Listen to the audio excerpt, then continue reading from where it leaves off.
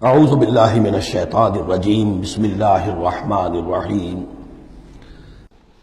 بسم اللہ الرحمن الرحیم الرحمن علم القرآن خلق الانسان علمہ البیان۔ رحمان، اور یہ اللہ کا وہ نام ہے جو رحمت کے مادے سے، لیکن خاص شان اس کی یہ ہے کہ جس میں ایک طوفانی کیفیت ہے اللہ کی رحمت، ٹھاٹھے مارتے ہوئے سمندر کی طرح۔ غضبان ہم پڑھ چکے ہیں 2 دفعہ، نہایت غضبناک، حضرت موسیٰ کے لیے لفظ آیا غضبان آصفہ۔ تو عرب کہے گا اگر بھوک سے مر رہا ہے انا جوعان، پیاس سے مر رہا ہے انا عطشان، تو رحمان کے وزن پر بہت مبالغہ ہوتا ہے، اور اس میں ایک شان ہوتی ہے جیسے کہ طوفانی شان، طوفان وہ بھی اسی میں ہے۔ اور رحمان وہ ہستی کہ جس کی رحمت ٹھاٹھے مارتے سمندر کے مانند ہے۔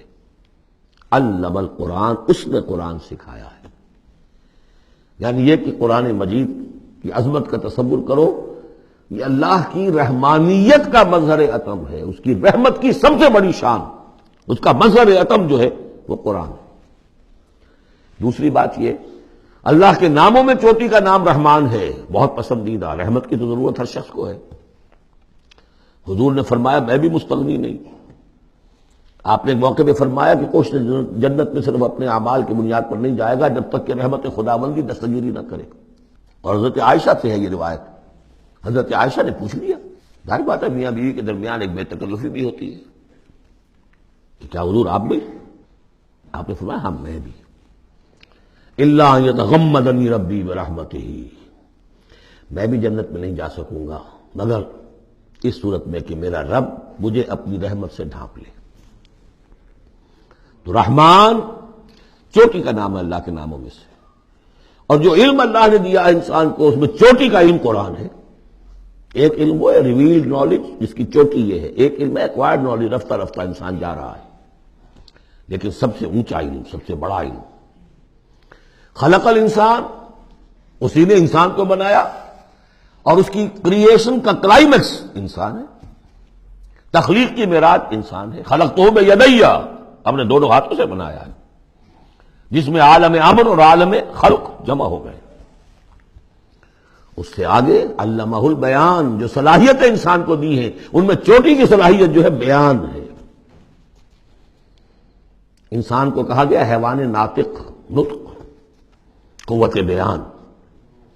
اور یہ بات ہمیں معلوم ہے کہ یہ جو انسان کا جو برین ہے، ظاہر بات ہے گوریلاز میں بھی ہے، چمپینزیز میں بھی ہے، اور بھی حیوانات کے اندر بھی ہے، گھوڑے کا بھی برین ہے، لیکن یہ برین جیسے جیسے رفتہ رفتہ لوئر اینیمل سے اوپر آپ آ کر دیکھتے ہیں، ہائیسٹ انسان کے اندر آ کر اس کا جو گرے میٹر ہے، وہ جو ہائیسٹ ایوالوڈ فارم ہے، اس میں مختلف ایریاز ہیں۔ یہ ویژن کا ایریا ہے، آنکھ سے جو انفارمیشن جا رہی ہے وہ پھر ڈسائفر ہوتی ہے گرے میٹر کے اس پچھلے حصے کے اندر، ہیئرنگ ایریا ہے۔ لیکن سب سے بڑا رقبہ جو ہے وہ ہے اسپیچ سینٹر، اور اس کے 2 حصے ہیں، دوسرے کی بات سننا اور سمجھنا، پھر اپنی بات کہنا۔ یہ 2 ایسپیکٹس ہیں اس کے۔ تو اسپیچ سینٹر، اس میں دونوں چیزیں آ جائیں گی، کلام کا فہم اور پھر کلام کو دوسروں تک پہنچانا۔ تو علمہ البیان، اللہ نے صلاحیتیں تو اور بھی دی انسانوں کو بہت سی، آنکھ بھی دی، کان بھی دیا، لیکن یہ آنکھ اور کان تو حیوانات میں بھی ہے، بلکہ بعض حیوانات کی بصارت ہم سے کہیں زیادہ آگے ہے۔ بعض حیوانات وہ ہیں کہ جنہیں روشنی کی بھی ضرورت نہیں دیکھنے کے لیے، بغیر اندھیرے میں بھی دیکھتے، ہم تو اندھیرے میں نہیں دیکھ سکتے۔ اس طرح کان، گھوڑے کا کان جو ہے اس کے کان کھڑے ہو جاتے ہیں اینٹنا کی طرح سے، اگر کہیں سے آہٹ ہو، جب یہ آپ کے گھوڑ سوار نے کچھ نہیں دیکھا، کھلا سنا ہے، جب ذرا سی آہٹ کہیں کی گھوڑے نے سن لی۔ اس حوالے سے باقی چیزیں جو ہیں ان میں تو یہ کہ علیحدہ علیحدہ گنا جائے گا تو صلاحیتیں باقی شاید انسان سے بہتر بھی دوسرے حیوانات میں ہیں۔ سونگنے کی صلاحیت کتے میں جتنی ہے، ہمارے پاس تو 1/100 بھی نہیں۔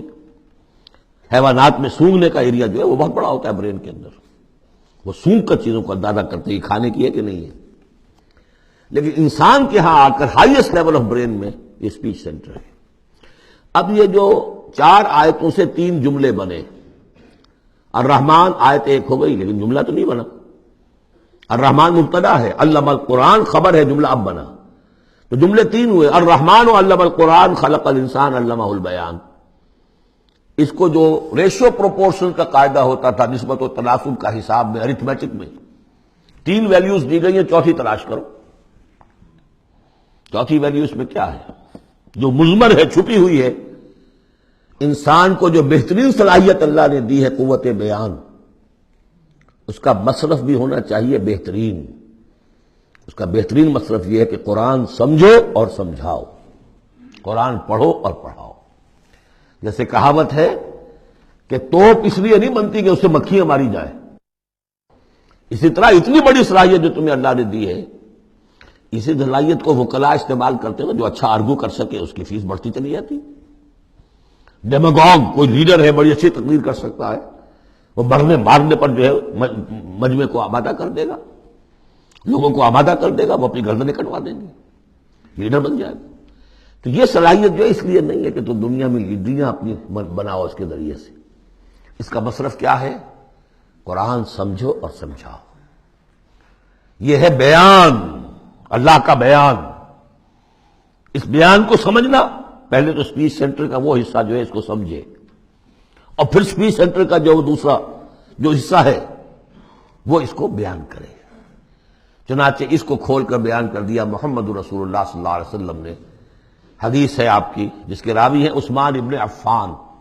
دیکھیے نام کے اندر بھی وہ قافیہ مل رہا ہے، الرحمن علم القرآن خلق الانسان علمہ البیان عن عثمان ابن عفان۔ اب عفان کے بیٹے عثمان نے روایت کیا، حضور نے فرمایا خیرکم من تعلم القرآن وعلمہ، اور خیر یہاں پر سپرلیٹو کے سنس میں آ رہا ہے، تم میں بہترین لوگ وہ ہیں جو قرآن سیکھیں اور سکھائیں۔ اب سورہ قبر کے فوراً بعد یہ وَلَقَدْ يَسَّرْنَا الْقُرْآنَ لِلذِّكْرِ فَهَلْ مِن مُدَّكِرٍ الرحمن علم القرآن خلق الانسان علمہ البیان۔ صدق اللہ العظیم۔